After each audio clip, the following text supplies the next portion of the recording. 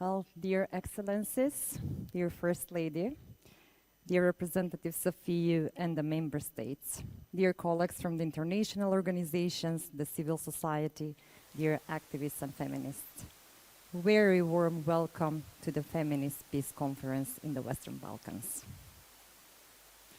For the past 2 days, we have been here together with fellow activists and feminists, and we discuss a lot around peace building, activism, power, security funding, and many more. And we are so happy to welcome all of you here in the room and the people who are also following us online to continue these discussions together today. So, the whole conference has been organized with the great support from Sweden, and we are really grateful about that. And now, without any further ado, I would like to give the floor to my colleague, Petra Toterman-Androv, a Secretary General of the Kvinna till Kvinna Foundation, and Her Excellency, Ms. Ami Larsson-Jane, a Swedish ambassador to North Macedonia. Please. Thank you. A warm welcome to all of you. Thank you for taking the time of being here and joining us in this conversation about feminist peace. Feminist peace is inclusive, and it means security for all. Feminist peace addresses power structures, root causes to violence and conflict, and it advances gender equality. And feminist peace is nothing new. We can look at the 30-year history of the Kvinna till Kvinna Foundation and many of the organizations here in this room, and we can go all the way back to women's peace work in ancient Greece. But when looking at the relevance of the concept today, we cannot ignore the failures of governments and the international community of the last couple of decades of truly listening and including women's expertise and experience. And with that as a basis, the women's movement made great progress and had huge victories in integrating this perspective in the spaces of power at the end of the last century. It was the constant and patient work from the global women's movements that really brought us to the rooms of power, that brought us to the Security Council, and by now there are 10 resolutions on the Women, Peace and Security agenda. And relentless work on international level, but also on national level, brought legislation, financing, tribunals, and at least on paper, increased accountability for violence against women. But where we are right now, I think that we are at a place of rather huge disappointment that despite all of these advances, not that much had changed in the daily realities of, well, to be honest, millions of women around the world. So entering the rooms of power, bringing the evidence, the facts, the stories, the toolboxes, the best practices, has not changed as much as we had hoped it would. And right now, a peaceful world seems rather far away. So feminist peace is also the constant challenging of power inequalities until the vision of world peace is, for all, realistic. And finally, feminist peace is doing it together. And it's exemplified here in the room, where women from all over Western Balkans have gathered together with women from Iraq, from Ukraine, and from Sweden. And to make it yet more concrete, I would like to read to you from a letter that were written by a women's rights organization in Afghanistan right when the war in Ukraine started, a little bit over a year ago. And they wrote, "As Afghan women, we have faced the horrors of war that now confront our Ukrainian sisters. As women, they will pay the price of war, fear, violence, migration, poverty, and a crisis of identity. And they will also be expected to be pillars of support and problem solvers for their families as they weather this crisis. It is a heavy burden to bear. We aren't in a better position than Ukrainian women, but we do offer our moral support to them. But more than that, we commit to amplifying their voices and stand ready to provide any advice and support that Ukrainian women leaders and women's organizations may need.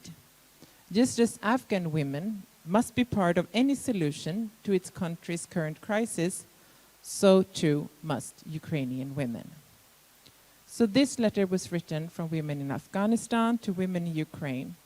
But from Kvinna to Kvinna's 30-year experience of supporting the fight for women's rights in countries affected by conflicts, I can assure you that thousands of women around the world feel the same. The solidarity and the sisterhood in the strive for feminist peace is universal. So thank you for being here, and I will hand over to you. Thank you very much.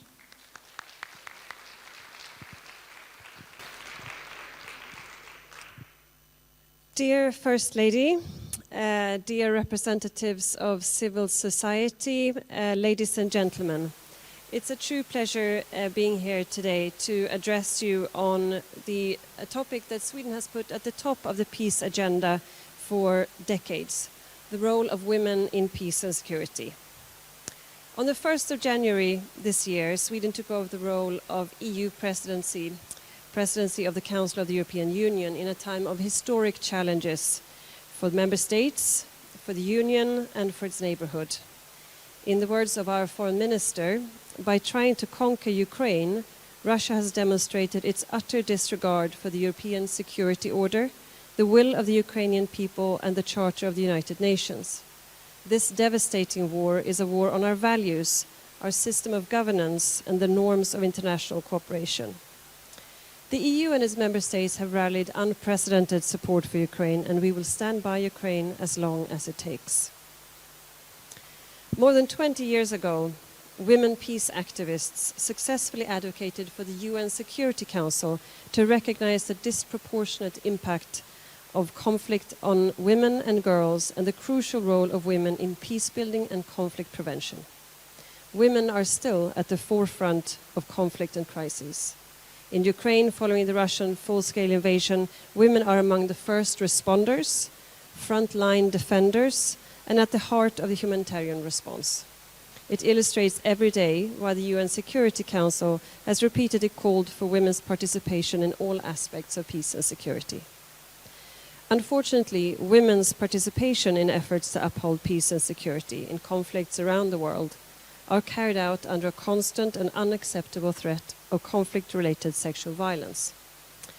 All parties to armed conflicts must respect their obligations under international humanitarian law and human rights law. Prevention of and accountability for conflict-related sexual violence must be ensured, everywhere and always.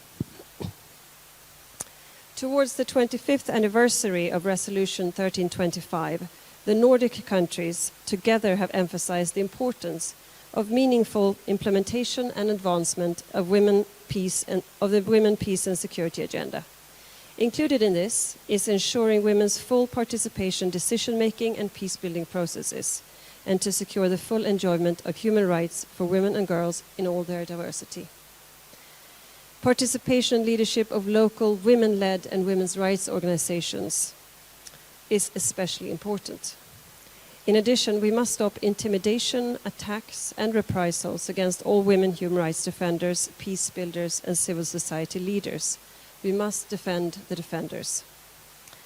At a time of global democratic backsliding, the EU's voice is more important than ever.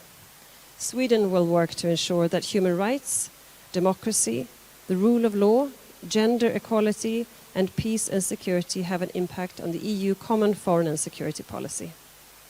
Women's experiences and ideas must be taken into account in efforts to create early warning mechanisms and carrying out conflict analyses.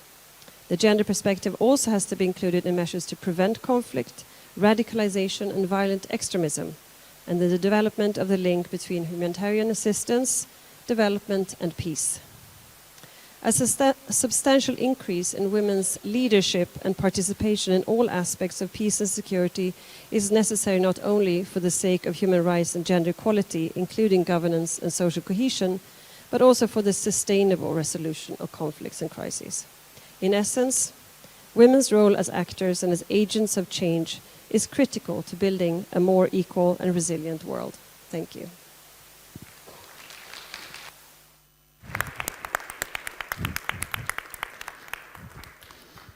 Thank you so much, Petra and Ambassador, for these very important remarks and commitments. And now it's time to finally kick in the first panel discussion for today. And maybe just a small reminder for participants who follow us online that you're very welcome to join us, to join the discussion and use the chat option basically to ask any questions you may have. And with that, I would like to hand over to my colleague, Eva Zilin, Senior Advisor at the Kvinna till Kvinna Foundation, to guide us through the first panel discussion, Suffocating the Movement, Live Conditions, Working for Women's Rights in War and Peace. Welcome, Eva. Thank you, Emilia, and thank you to all of you who are here today and listen. Suffocating the Movement, the title of this panel comes from a report that Kvinna till Kvinna wrote in 2018 called Suffocating the Movement, the shrinking space for women's rights. And more precisely, it is a paraphrasing of a quote from an activist from Azerbaijan. And she said about the situation in Azerbaijan then, it is like shutting off the oxygen supply. And we heard earlier today when Mary from Georgia was talking about how you in Azerbaijan now need to find where the resistance is, even if the resistance has to work unseen by the ones in power. And that is one of the shrinking space effects, I would say. But they are still there and they still need support. We will also hopefully get to how we get oxygen back to our movement. So this is what we hope for this panel, and to help me with that, I will now make sure I get all your names right. Have Anna Avramovska-Nushkova, that is a project coordinator from National Network to End Violence Against Women and Domestic Violence from North Macedonia. We have Vetona Velju, that works with Mitrovica Women's Association for Human Rights from Kosovo. And from Bosnia-Herzegovina, we have Alexandra Petric from United Women. And then, of course, my colleague Linda Sell from Kvinna till Kvinna. This is the panel that will help us guide through. They will talk about different perspectives, because there are many different perspectives of shrinking space. It is about how you continue to work when it seems impossible. It is to find creative ways of continue the fight for everyone's rights. And this is what all of you in this room are doing. We are up against a lot of things. We are up against the talk about traditional values, whatever that is, anti-gender movement that we have been talking about, fundamentalists, including far-right movement, lack of funding, and all is leading to security threats for women human rights defenders and feminist activists.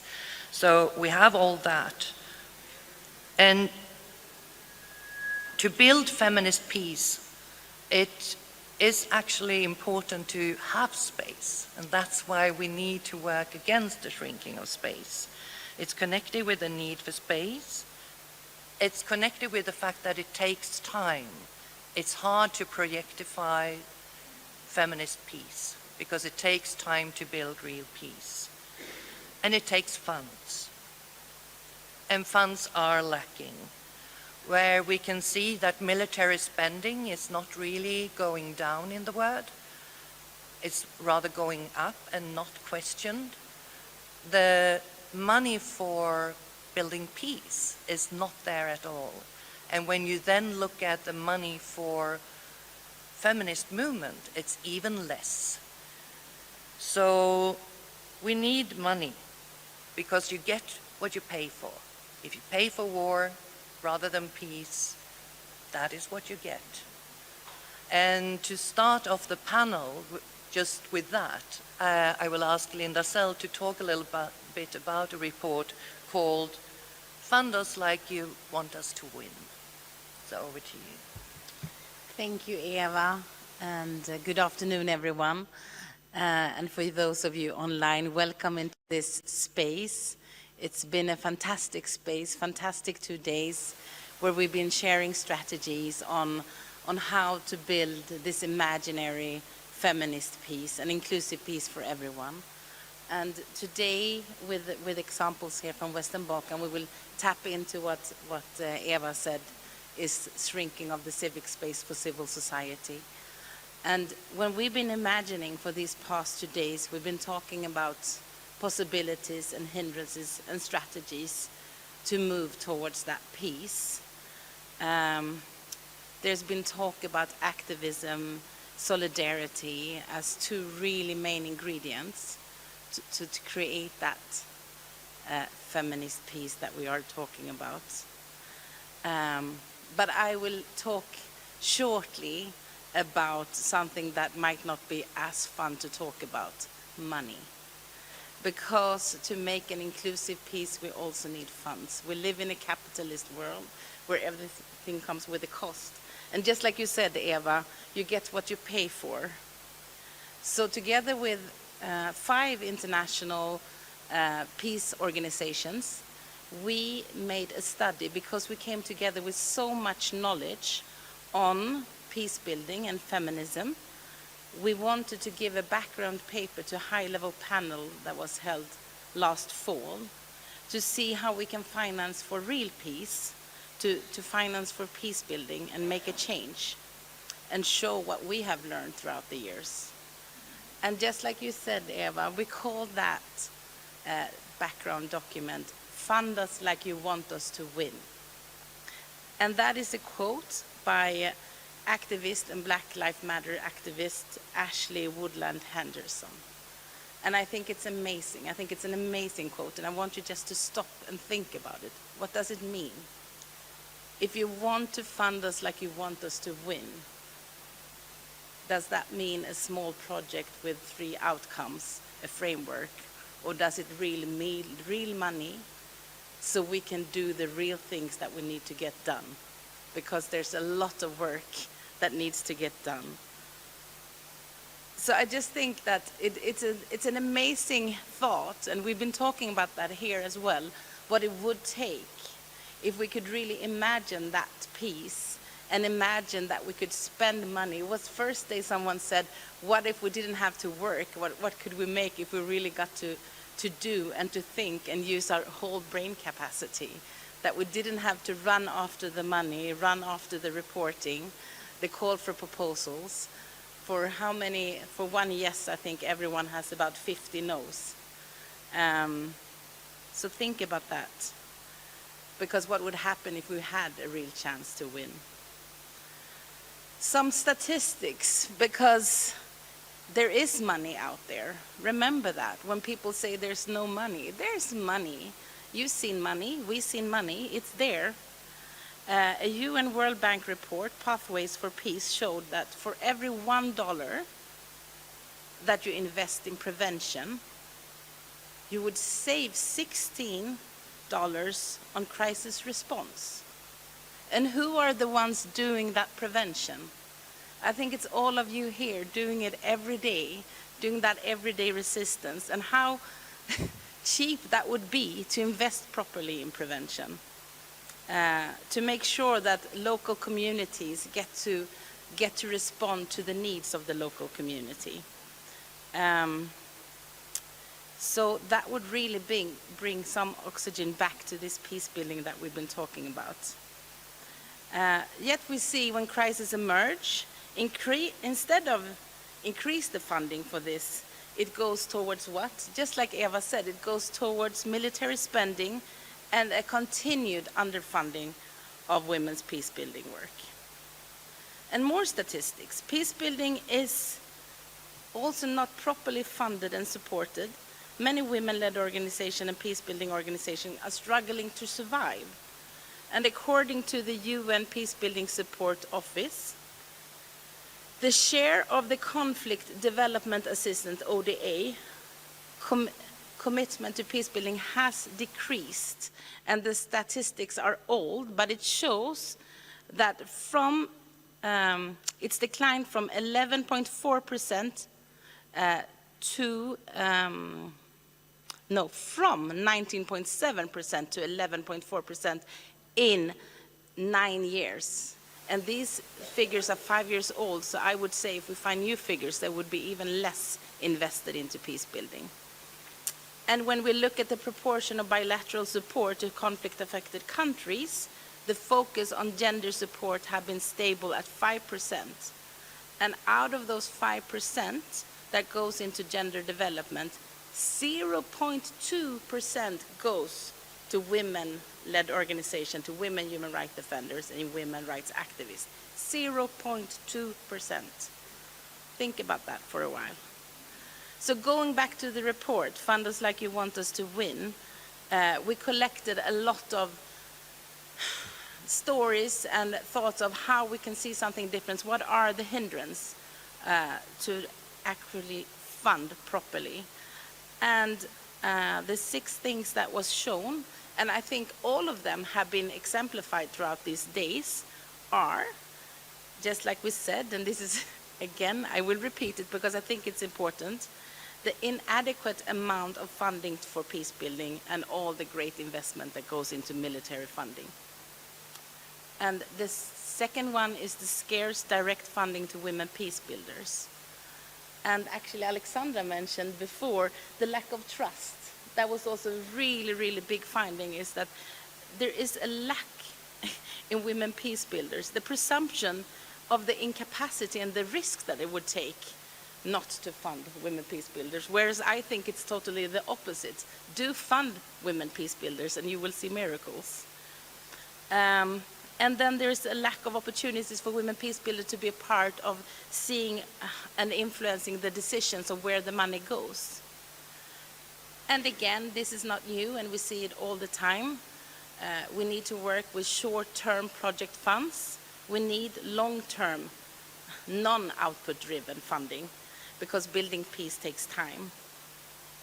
And the last finding is also that we also need access to flexible funding for protecting frontline workers and peace builders. So in sum, I would say that use the money wisely and fund the women's movement like you want them to win, and there will be more oxygen for sure in the movement. Thank you very much, Linda.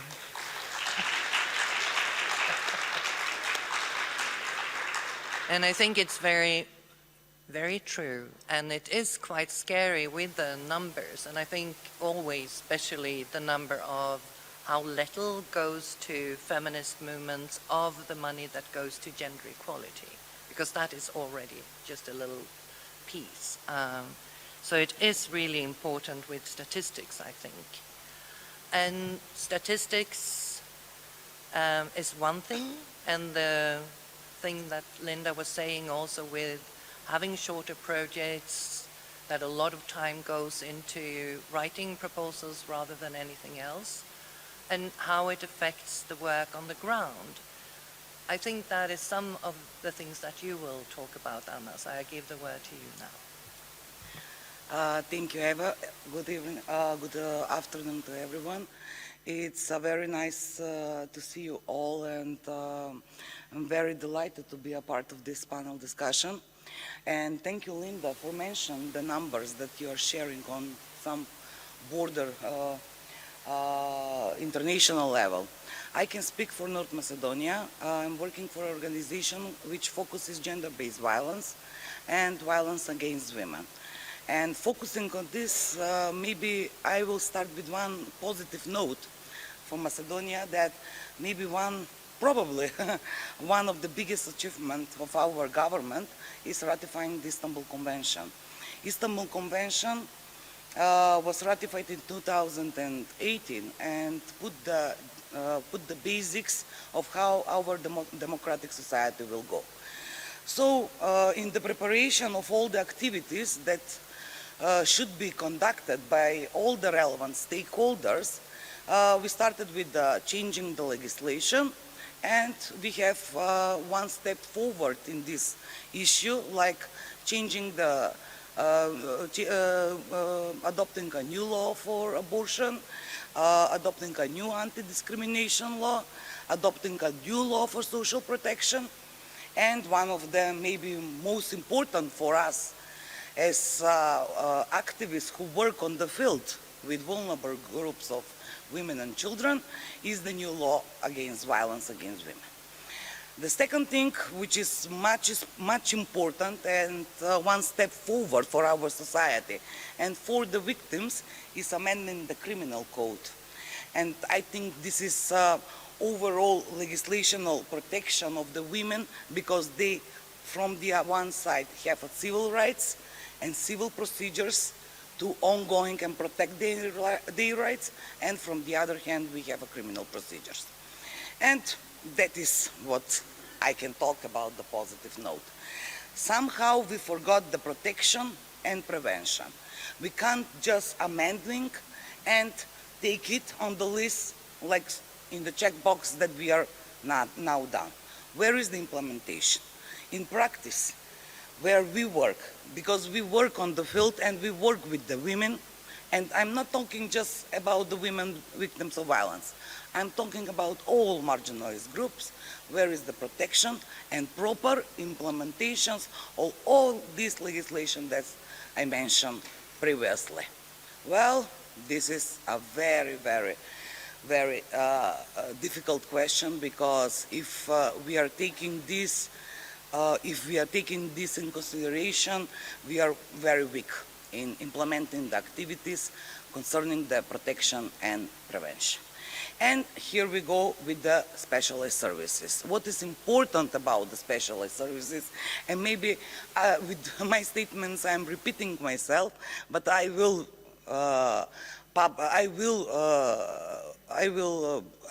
talk about this because this is very important.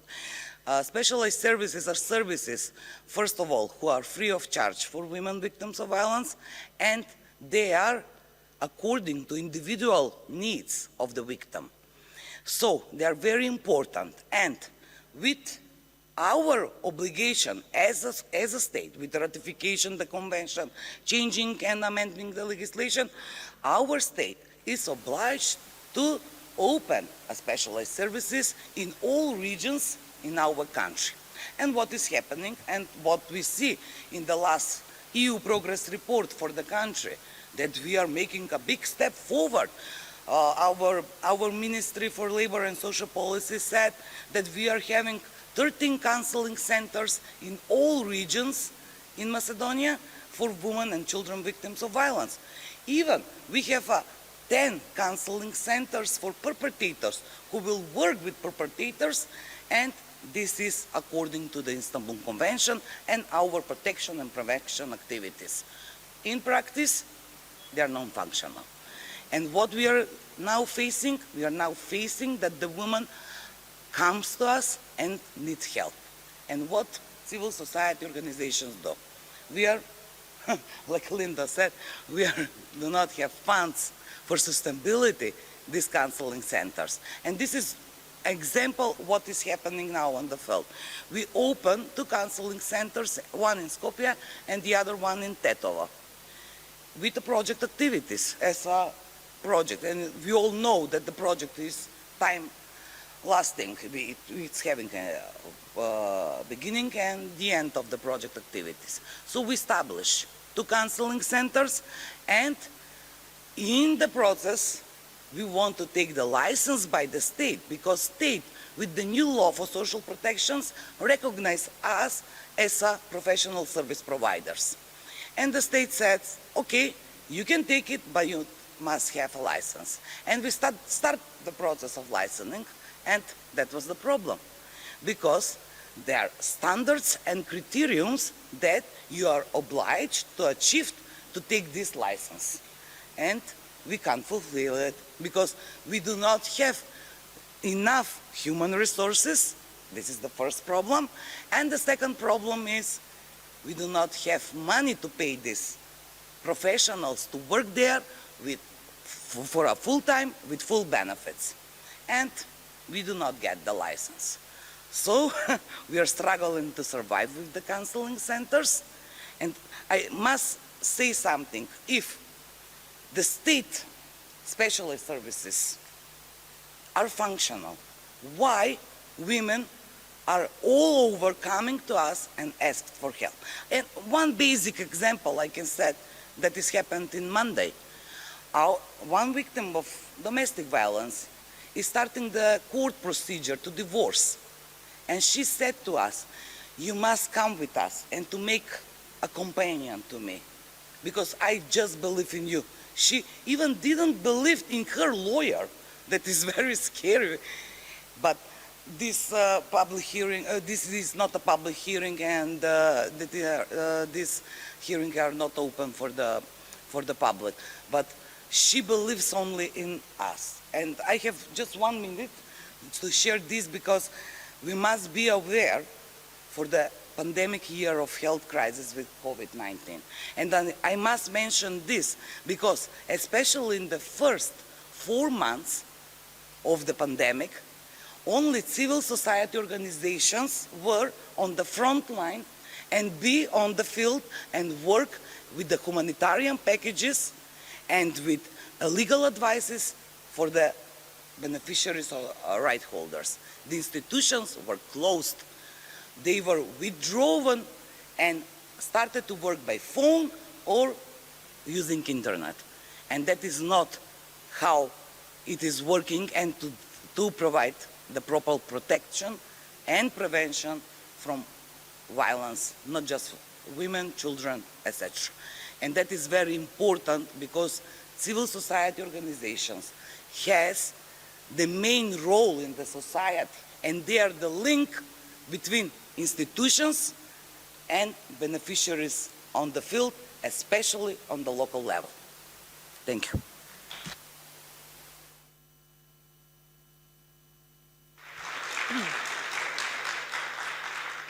And there are many times that obstacles that will create a shrinking space is not seen as such, like the license that you are talking about. And if you don't have money, it's difficult to get money. Yes. But also the fact that the trust that you have built is not counted as an asset. Yes. And I think that you said earlier, and we will get back to that, that sometimes you feel that you are asked for your expertise by internationals, Yes. but not paid for it. So we are relying on your expertise, but we are, again, not paying for it. And I think this is a theme that can be recognized also in Bosnia and Herzegovina. And we will now listen to Alexandra when she talks a little bit about what the obstacles to work on peace building in Banja Luka today is, and today maybe especially after what has happened lately. Thank you, Eva. Good afternoon, everyone. I'm really honored to be part of this panel together with my sisters from North Macedonia, from Kosovo and Sweden, but also to share our experiences with all of you in the room and online, and to share that we also share reality of North Macedonia in terms of response on gender-based violence. It's like they're replicating in the whole region the attitude of the state and authorities toward the women's civil society organizations, and not valuing their expertise and knowledge and experiences and being at the field. But I'm going to talk about a different aspect of what's happening in our country in terms of shrinking spaces for civil society and suffocating the movement, and also stress some very important results of women's movement in Bosnia and Herzegovina and how we contributed to the peace. But also I would like to talk about the key messages and learning lessons from all of this that happens in Bosnia and also in the whole region. Bosnia-Herzegovina officially ended, the war in Bosnia-Herzegovina officially ended 29 years ago with the peace agreement. But unfortunately, we are still in war that it's led by political quarrels, very complicated state structures, and lack of disagreement of politicians across the country, which seriously, of course, affects the work of civil society and independent media as well. We received candidate status for entering European Union in December last year, and European Union in 2019 set the 14 key priorities for Bosnia-Herzegovina to be fulfilled in terms of entering European Union. Among those 14 key priorities, you can see strengthening response to respect of fundamental human rights, gender equality, but also enabling environment for civil society. And our government still has a long way to go to fulfill these commitments and these requests. The recent developments in Bosnia-Herzegovina show how security and safety is very endangered, and how is the lack of response of the international community on serious developments that can affect the work of independent media and civil society in the country. We currently have the draft law, yesterday actually was discussed by the People's Assembly of Republika Srpska, the draft law on changes and amendments on the criminal code that would introduce criminalization of defamation and insult with very high penalties that goes up to 50,000 euros for those who commit those acts. We already have the law on defamation adopted more than 10 years ago that you can you can actually undertake the civil procedure against someone who is spreading these kind of things against you. But our government thinks it's not enough, so it is discreetly directed toward independent media specifically, but also human rights activists. And in the same time, we also have announcement of the government that will introduce very restrictive law on work of civil society that will mirror the law of Foreign Agents Registration Act in the United States that was adopted in 1938, long time ago, which is actually not intended to be used against civil society. This kind of rhetoric in the public is very dangerous, and it creates a lot of hate speech online and offline. So following these events, there were serious attacks against the activists, first the journalists in Banja Luka, but also the civil society activists during the protests that were organized during 8 March protests in the city. And following that, a week ago, there were attacks and 3 activists were injured by hooligans in the city and not protected by police. These developments, unfortunately, show that the situation in the country and lack of reaction, actually, the authorities to take responsibility for that, but also very mild reaction of the international community shows that we are under threat and danger and a serious censorship and self-censorship of civil society activists and also independent media. Women's civil society organizations are also put in danger to be silenced and also their work put in danger.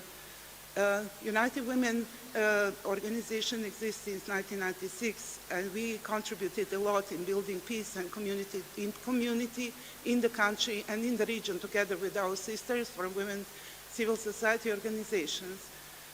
We helped more than 10,000 women victims of violence through our specialized services of shelter, free legal assistance, SOS line, psychological support, but also through continuous advocacy for introducing a lot of good laws that protect the rights of women in Bosnia-Herzegovina.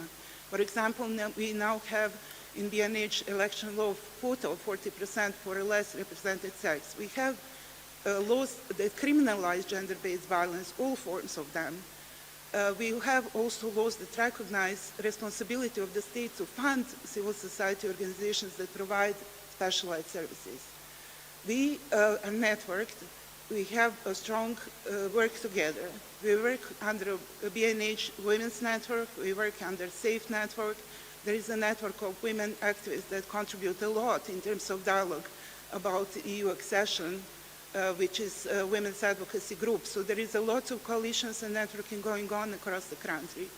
We contribute to monitoring of the international standards from the Istanbul Convention that Anna was mentioning, because our country also signed the Istanbul Convention.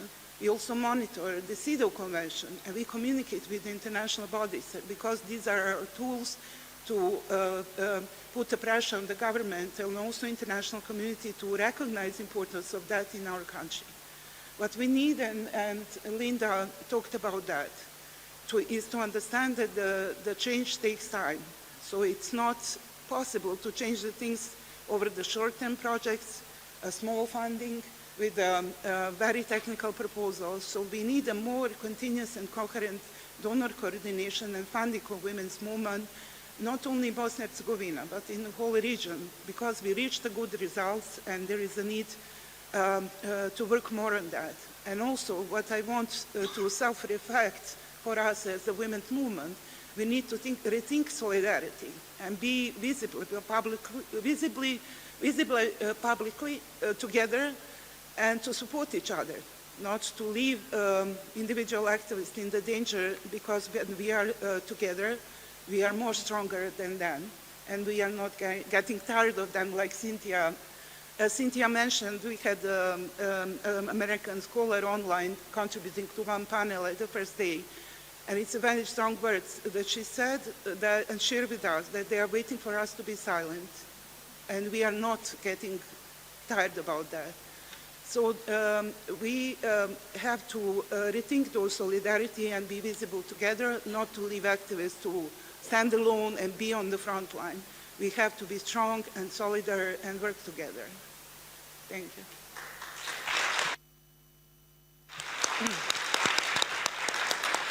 Thank you so much, Alexandra, and I think you mentioned a lot of important points, and the contribution that already has been done by the feminist movement in this region, and how essential you are for pushing for your countries to be better when it comes to the EU accession process, but also in looking at CEDAW and Istanbul Convention. But I think also for this room, and something that we do have talked about, the importance of solidarity. And the solidarity comes both within the movement, to not leave anyone standing alone, but it also is a demand on us that are internationals to also be there and knowing when the support is needed. And I think support and solidarity is also needed in the work that you are doing, Vetone. That is the work, the hard work of seeing that people will actually start to talk from the ground and up, and how you have built it. So, Vetone, it's over to you. Thank you very much. I am really happy being in this room with a strong peace activist, and giving to me opportunity to share maybe a short journey of the work that our organization is doing, that is Mitrovica Women Association for Human Rights. I would start first with how we start with the work as an organization, because we are multi-ethnic, and we are the organization consists from Serbian, Albanian, Roma, and Bosniak women. And as well, we have differences in the ages. We have 20, 30, 40, 50, and 60 ages women in our group. That is, again, some differences that, and for maybe for 6 months, we didn't do nothing, just trying to build a good communication among us, because we didn't know each other and we came from different ethnicities. So it was important first establish strong and trustful organization, and then operate in the field. And after, because you know, in that time and today as well, is very difficult working in this organization, because you have in one side, you have people who are recognize you as, you know, they are going to say to you, oh, you Albanian and you are working with Serbian. Or in another side, you are Serbian and working with Albanian in the south side. So are you Albanian or you are Serbian women? No. Very often there are these questions made by the people from the north. For example, for my colleague Gordana, which she's working mainly in the north side. And yes, after we established this tolerance and trust communication among us, then we started to gather women from the field with different ethnicities, because in all our activities, participants are from different ethnicities that are living in the region of Mitrovica, but emphasizing a relation among Serbian and Albanian women. We are working with youth as well, but mainly we are working more with women. And yes, it was difficult as well bringing these women together and facilitated in some way reconciliation, dialogue between Albanian and Serbian women. But we managed to build this relation, and in 2013, I think it was our big success. I can say it because the Serbian community for first time participated in the Kosovo elections. And then we started, before elections, we started working with the women in politics, mainly in the north part, because the women for first time, they participated in some elections, and because it was very less number of women that even before they were included in these political parties or something like that. And it was really difficult because it was planned to organize 8 workshops. We organized 12 workshops because it was asked from women. And a lot of these activities we organized them in hair salon or in some cafeteria that I was there, and I was very afraid because the cafeteria was full of people who drink rakia. And for me, it wasn't the same, you know, as Albanian. But in the same time, this fears is feeling and Gordana with me.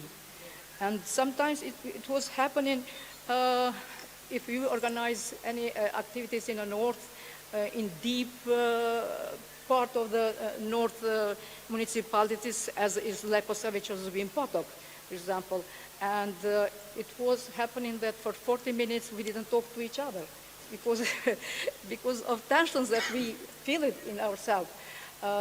In one meeting that it was actually a workshop, it was that I held that workshops with 38 Serbian women, but in front of the door there were two individuals that they was, municipal officers of Leposavić who monitored what we are doing there.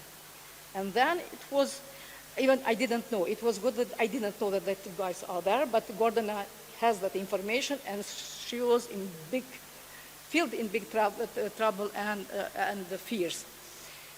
And then we established this communication, and in 1914, we took again a difficult and dangerous step at that time, because we started facilitating women in politics. So we bring Albanian women assembly members and Serbian assembly members, women, in our meeting together. And it was really difficult. But if women want something to do, they will do it. Even the Serbian women were forbidden for their political leaders. They express willing to be together and start communication with their colleagues, Albanian politicians. I mean, women Albanian politicians. It's for me maybe a little bit easier to say. And yes, we organized the first meeting with them, it was outside from Kosovo, normal, it was in a Draj. But for 10 years, we have still very strong group of these women. So we are operating, working with them, and they set up, if I can say, some good relations, friendship among Albanian and Serbian women in politics. And yes, for example, Badbon and Irena, very often they are drinking coffee in Mitrovica South or in Mitrovica North. And through the media, social media, they have this connection.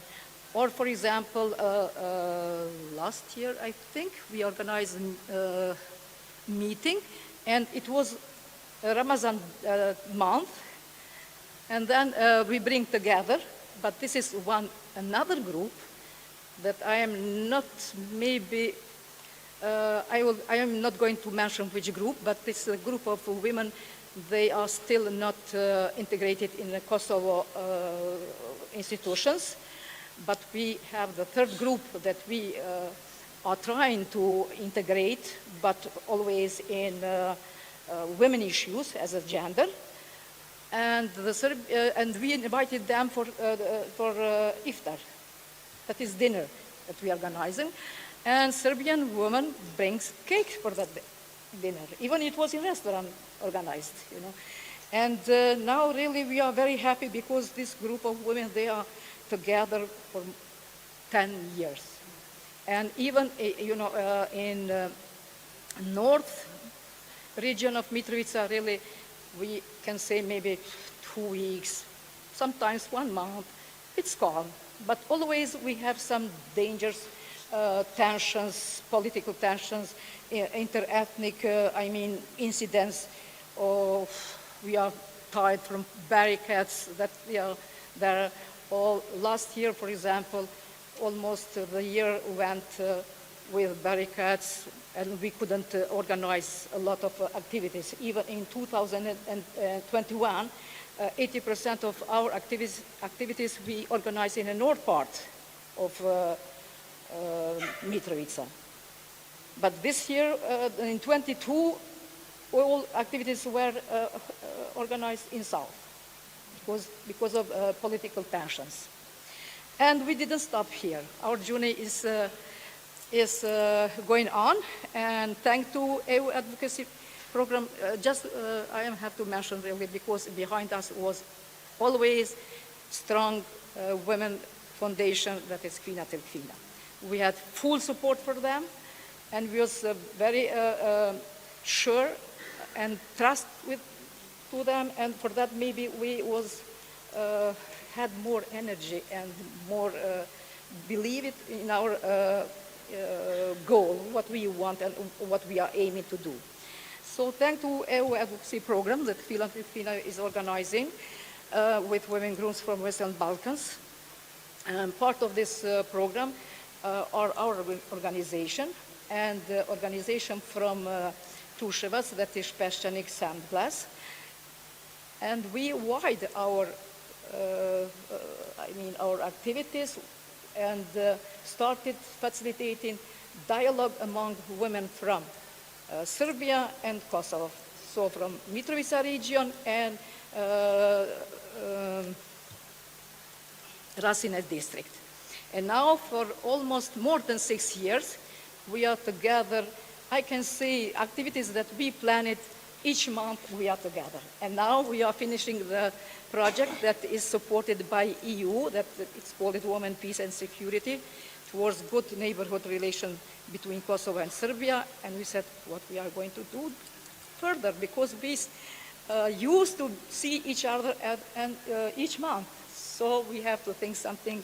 Even it's very difficult for our grassroots organization getting funds. Really, even we are doing, I can really say, really we are doing great job. And sometimes lacking the funds is very difficult because we cannot stop or give up from our groups because of lacking of the money. But we hope we have Kvinna still.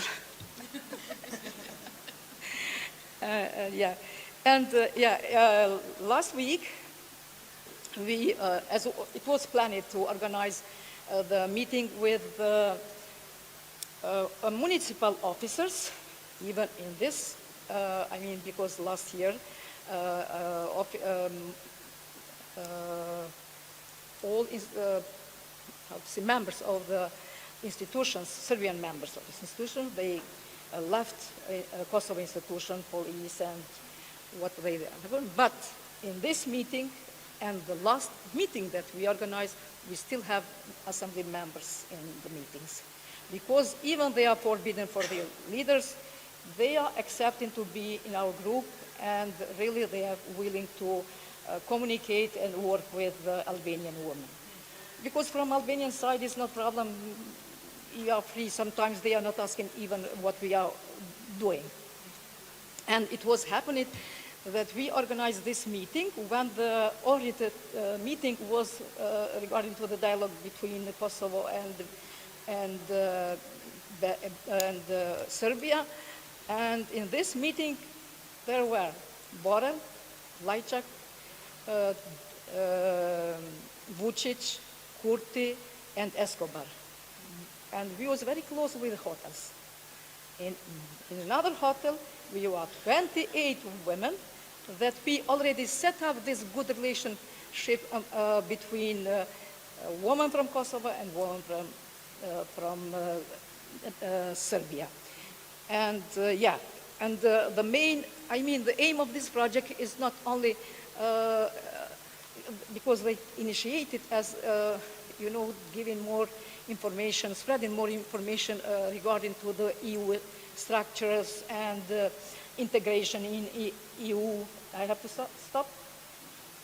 Maybe this is very important to two more sentences. Yeah, okay, I'm finishing with this. And, but it's as well is the aim of the project is more advocating for women participation in the dialogue between Kosovo and Serbia. For that I mentioned in two sides, even Resolution 1325 foreseen that women have to participate in peace building processes, but never, I mean for years we don't have women in this process. And as well, what is the Franco-German, plan?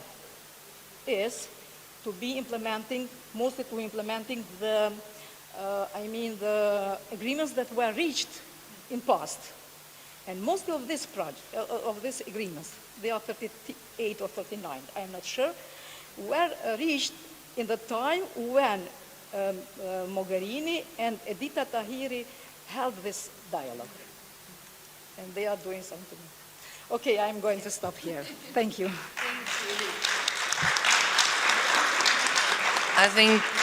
Thank you very much, Vetona, and I think it's a wonderful example also on what we have said, that it takes time.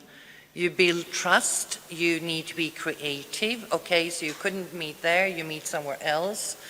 You find new ways on how to keep the contact. And when it's difficult to have contact, when people are told not to have contact, you will still find the ways. And that is really building peace, and it takes a long time.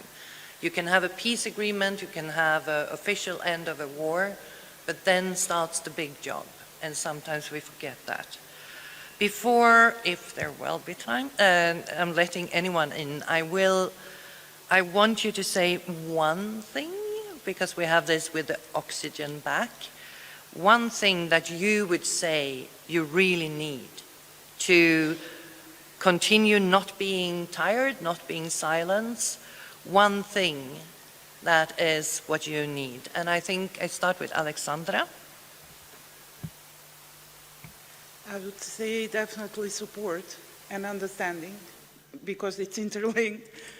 Understanding, like we said, that changes take time and that women civil society activists deserve support. It's not that they have to prove anything, because they proved everything with their results and their strength and their help to women all across the region. So this is true peace building, and this is true contribution to human rights, respect of women, it's a lot for a peace.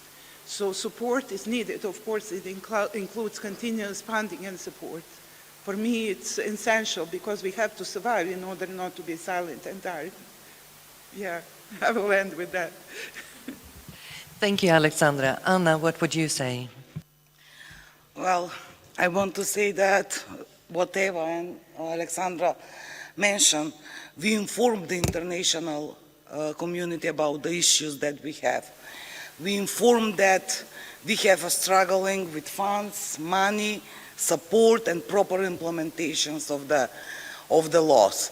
So that Eva mentioned, and I want to mention because it is very important when we talk about the money, about using our expertise by not just the government, by the international organization, that just to give to them an insight or directions for conducting the activities that they are already hired and external experts. And what is happening then? When we have a project proposal, we are not applicable because we do not have a previous portfolio to apply on the project. And if we do not have, as a bigger organization, we are the local organizations here. We are the grassroots organizations and activities that Vetone mentioned. And this is a big program. So just I want one positive example to share, because empowering a local women organization in the municipality of Kavadarci succeed to us as a national network and this organization, knowing the local context, citizens, and how the local self-government works, to establish a counseling centers with 3 another municipalities, Kavadarci, Rosovan, Negotino, and Denimirkapia. And the mayors and the councillors are from the different political parties. But when we talk about the violence, about the necessity to be accessible for all in that Tikvesh region, they all say yes. And this will be the second year they will fund this. Because this municipality can do this, I think everyone can do that and support us on local level, national, and after that, international level. Thank you. Yeah, thank you. And thank you for giving a positive, very positive example. Vetone, what would you say? Almost the same, but yes, even last year really was burned out because of political tensions. And in the May, when the Kvina, it was supposed to cut, the budget, thanks, they didn't, and we was happy for that. But it was a lot of activities that we was supposed to organize in the end of the year. For that, it was very difficult. But yes, when it comes to funds, usually the funds goes to the bigger organizations, and then they are allocating some small funds, but their reports are filled from our work. So we are experts. We small groups, we small grassroots organization. We know needs, we know requirements that women are demanding, and we know to do the work.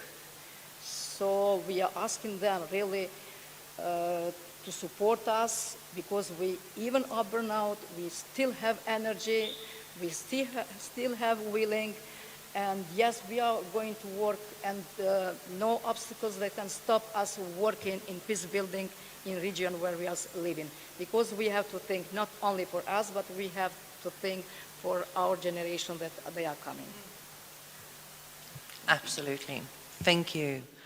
I think that is, again, it comes up, this need to acknowledge where is the expertise, where is the knowledge, and pay for that knowledge. Linda, do you have a good one-liner? A one-liner that is many sentences. I would say trust the women peace builders. They will make miracles, be it the earthquake in Turkey and Syria, be it a conflict that is not resolved in a conflict region like Western Balkans, be it the feminist revolution in Iran, be it occupation in Palestine. The women, human rights defenders and peace builders are there. They are the first ones to respond. So if they had more money to do their work, miracles would happen. And I truly believe that. So let us all think of ways to move away from result frameworks and have more action, less talk. Thank you. More action, less talking. Although we still have time to talk, because talking is also really important. And after the COVID years of online meetings, we are also craving the meetings when we actually have a dialogue. So, does anyone have a question? Yeah. Yes, and I need help. And please say who you are first.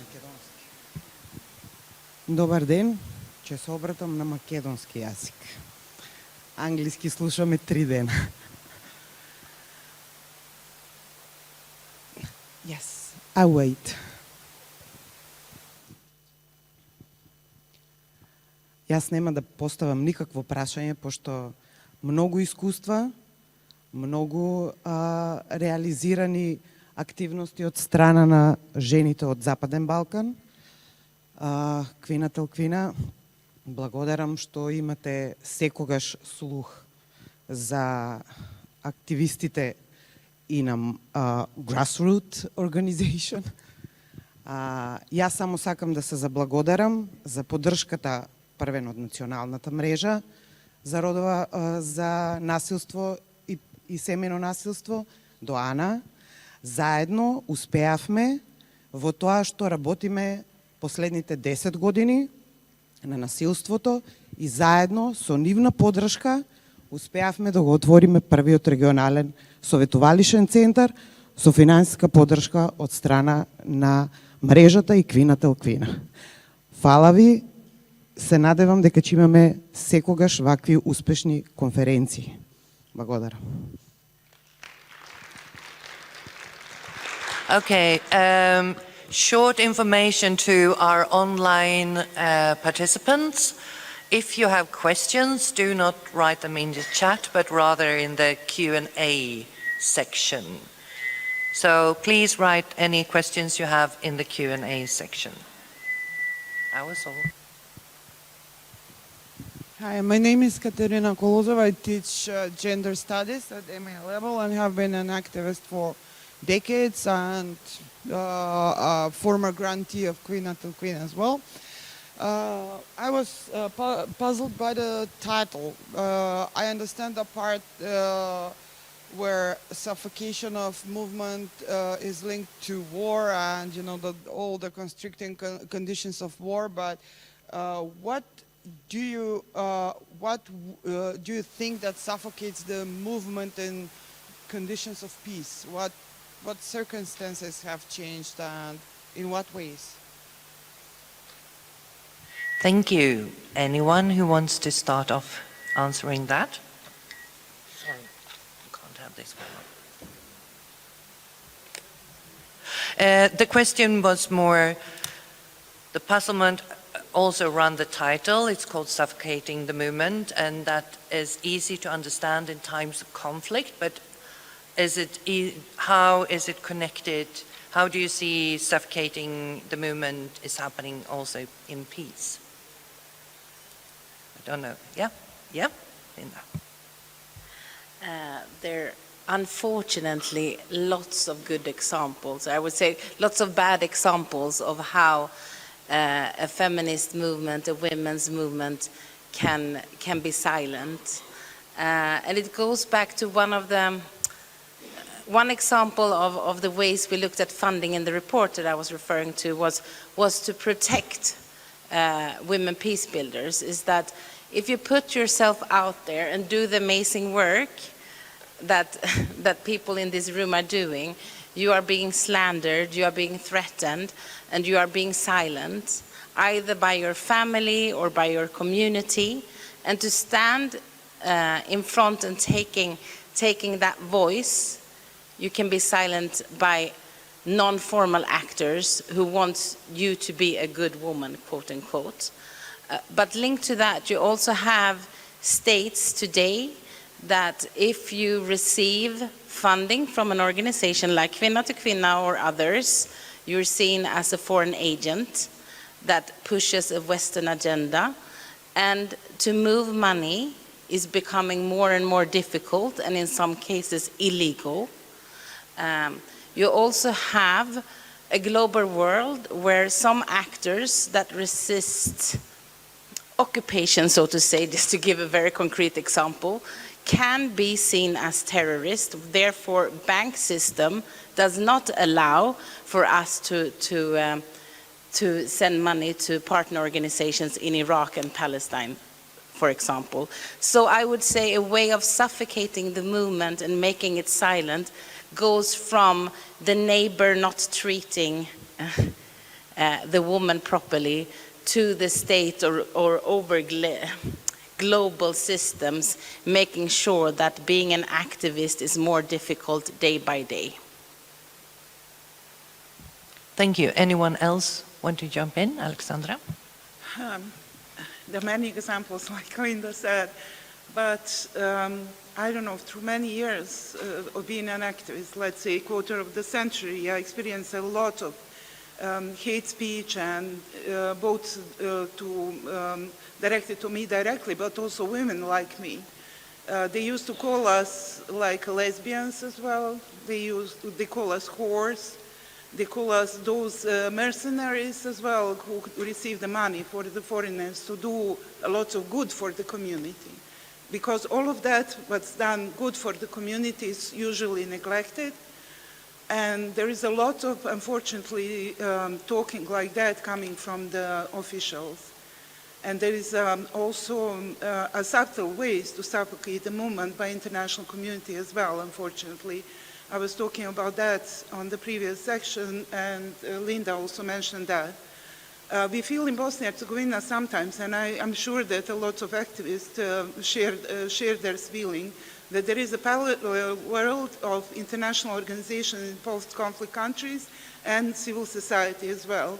And like we are not in the same line, they work for themselves, their objectives, their communication with the government, their projects and programs were usually very good funded, and we are usually left alone with support when there is a critical moment to react. And this is really suffocating the movement, because obviously there is no equal power balance between us. And they are responsible because they communicate with the government, they have the money, they have the mandate from all of their countries to defend human rights, to defend women's rights, to defend gender equality. And we want to see that also in the practice, to create opportunities for the activists when they communicate with the government to be visible, to be included, not to be left aside. We have to sit at the tables where different laws and public policies affecting women in the country actually are discussed. This is not only a matter of academia, matter of politics, matter of different political parties who are usually not sensitive and not sensitized to the issues affecting women and gender equality, who usually laugh on these issues in the parliament when these kind of talks are discussed. So there are many ways how they shut and suffocate, how the women's movement is suffocating. But like I said, we have to rethink of solidarity and not to leave alone those activists who are strong and brave to step aside, to be exposed. And we have to be together with them in the public, not to be silent, not to be afraid, because when we are together, there is nothing to be afraid of. That's how I see it. Thank you. Thank you. Yes, indeed. Anyone else? Now I'm looking at the women with the computers. Yes, Irena.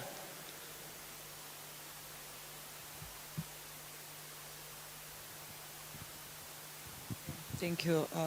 Actually, Professor Katerina Kolozova really inspired me to maybe, we know the threats that come from above, from outside, but then I think, especially in safe spaces like this, we can be self-critical and let's think of what is our position. And I think one of the things that we don't have a clear definition is what we mix is the feminist movement and the civil society organizations that are women's civil society organizations. And we spoke the last 2 days about projectivization of the movement. I think this comes because we somehow put equality between civil society organizations and the movement. The movement is much bigger than us organizations, and we should rethink maybe from inside how to create a movement and how to otherwise go further with the movement, not only to include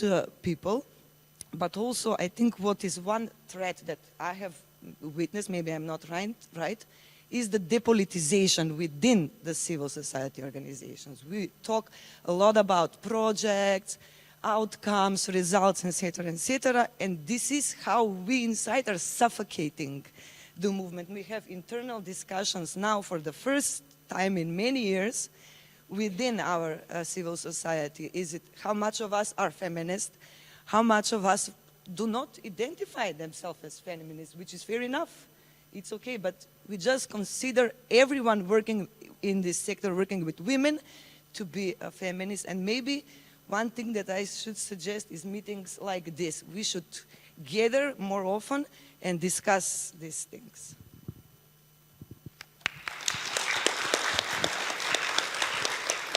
Yes, the need for dialogue is always there, and I think it's strong. And I think also within the movements, and just what you said, a movement is bigger than organizations. It also puts new question marks on the way funding goes.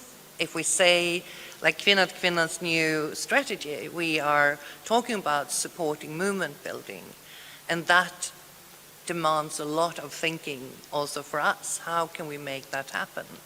So yes, and we have more questions. Ja sam Dragana Đurić, dolazim iz udruženja Forum žena Bratunac i sada bi se reflektovala na ovo suženje prostora za djelovanje nevladnih organizacija koje je u posljednje vrijeme izuzetno izraženo u Bosni i Hercegovini, iako se organizacije u velikim centrima teško nose s tim, mnogo je teže to raditi na lokalnom nivou iz više razloga. Prvi je taj što nosioci vlasti, predstavnici političkih partija u posljednje vrijeme nas targetiraju kao strani plaćenike i evo najavljuju usvajanje zakona o nevladnim organizacijama. To se istovremeno reflektuje na samo stanovništvo u tim lokalnim zajednicama koji nekako imaju rezervu prema nama kao nevladnim organizacijama i aktivistkinjama. S druge strane imamo i suženje prostora od strane donatora. Jako je teško za organizacije koje djeluju na lokalnom nivou aplicirati jer su javni pozivi izuzetno složeni i traže mnogo ispunjenja određenih uslova koje mi kao male organizacije nismo u mogućnosti ispuniti. Imam negdje dilemu da li ženski pokret, mi smo sve članice tog ženskog pokreta i jedna na drugo smo upućena i solidarno djelujemo. Na koji način da opstanemo, jer jako je veliki broj malih organizacija u lokalnim zajednicama koji u posljednje vrijeme zaista imaju izazov sa opstankom i procesima finansiranja i djelovanja. Hvala.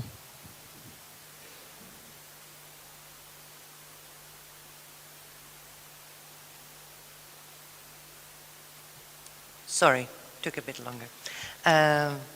Yes, and I think that is what has been talked about a little bit here as well. Who is funded, who has the knowledge, who has the expertise. And I think this is a problem that we need to always keep in mind. And I say we as internationals, but also actually within the movement. Because sometimes the power structures are not only outside the movement, it's also inside the movements. We have 5 more minutes. I'm looking very harshly at you. Do you have one thing that you can say in 1 minute? Yes? Okay. How how can we survive, if I understand the question? Well, I think that this was what I previously shared with linked between our knowledge and knowing, empowering the local women, civil society organizations, and their knowledge how to speak with the people, with the citizens from the local communities, and how the local self-government works is what we think it's the only way to survive nationally and locally for now. So I don't know if it is appropriate for you as example in Bosnia, but this is working here in Macedonia. We, on this same principle, open another counseling center in Bitola with empowered women organization and with local self-government municipality of Bitola. So that system for now is working in our local communities. Thank you. Thank you, Anna. And I think we have come to the end, more or less, with this panel. I want to thank you all for having listening, also you online. It's nice to know that there are more people out there listening to what we have said. And of course, I want to especially thank Linda, Alexandra, Vetone, and Anna for sharing of their knowledge and thoughts. And for us all to remember to keep this conversation going. How do we bring more oxygen in? How do we actually make us more able to work? And how can we make sure that the expertise and the knowledge of you in this room are not seen as something that should be given for free, but actually something worth paying for? Because that is one way of creating real peace, as you've said. You are the ones who are going to create it. We are counting on you. So thank you for listening, and I think it's time for some practical information. Thank you.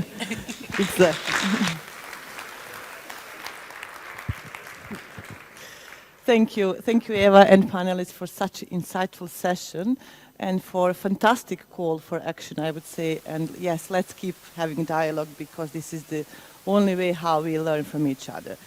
But yeah, we can have a dialogue in break as well. So now I invite you for a fika break to actually have some time to relax before the final session. And I also invite our audience watching us online to take your own fika break. And we are here sharp at 3:30. So that's it.